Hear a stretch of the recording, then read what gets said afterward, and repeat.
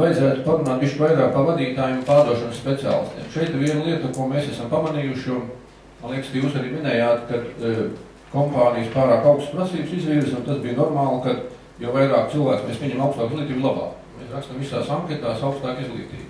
Manuprāt, mēs slimojam Latvijā tādu drusku kā augstākās izglītības panacēju. Un ja mēs runājam ar jauniešiem, kas nāk no augstskolām, tad principā tur rodās pamatīgi problēma. Jo pirmkārt, es atceros tādā laikā, ko es teicu to 10 gadu sākumā, tad cilvēki pēc 8 klasēm izvēlējās, vai viņš ies uz vidusskolu vai nē, un tā bija nopietna izvēle.